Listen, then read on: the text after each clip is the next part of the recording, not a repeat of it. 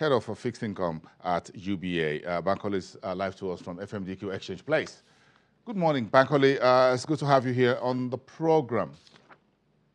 Good morning, Boston. Great. It's been a bit of softness in Treasury's yield for most of this week. Is that what you're looking at for today's session? Oh, yes. What happened this week was that we received the federal allocations on last Friday. So within that space of 7 days, we've seen as much OMO issuances that we saw all through the month of April. In April, we had 3 issuances by the central bank to mop up funds because there wasn't much liquidity in the whole of April. But as we speak, in the first week of May, the issuance is to take out about 6 billion. Them has been very liquid, and we've seen treasury bills. For the bonds side, we saw a lot of action yesterday compared to the quiet we've seen in the last couple of months.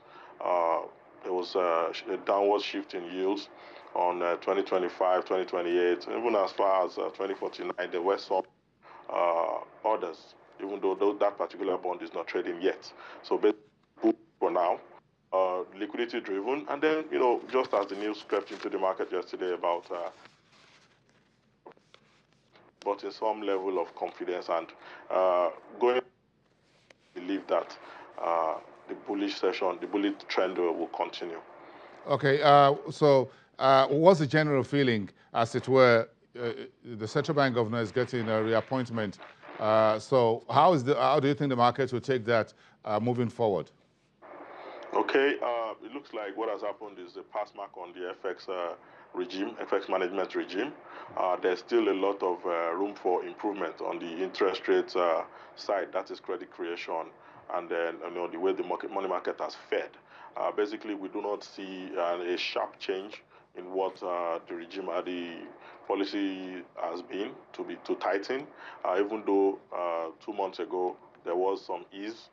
Reduction of monetary policy rate from 14 to 13.5. There's another monetary policy committee meeting coming up on the 21st of this month. It's one to watch out for, honestly, because with MFLA being retained, what this implements is that having achieved so much on the FX side, they will try to do some, easing on the side of money market interest rates. Basically, the call, especially from the Lagos Chamber of Commerce, is that rates should drop such that credit will be created, and then economic activities will be stimulated. Basically, it's a space to watch, like I said.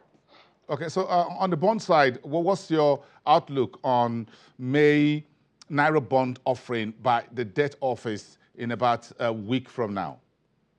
Okay, what has happened since November, I repeat, is that the DMO auctions usually reflect market appetite, and usually the rates stop at where market is.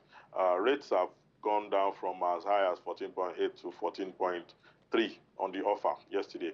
Rates dropped from 14.5, 14.4 levels to 14.3. We see this continuing today, even into next week, before the auction. The 2049 is going to be on issue again. It stopped at 14.8. Because of the high duration, I'm not sure how much demand would have for that particular bond.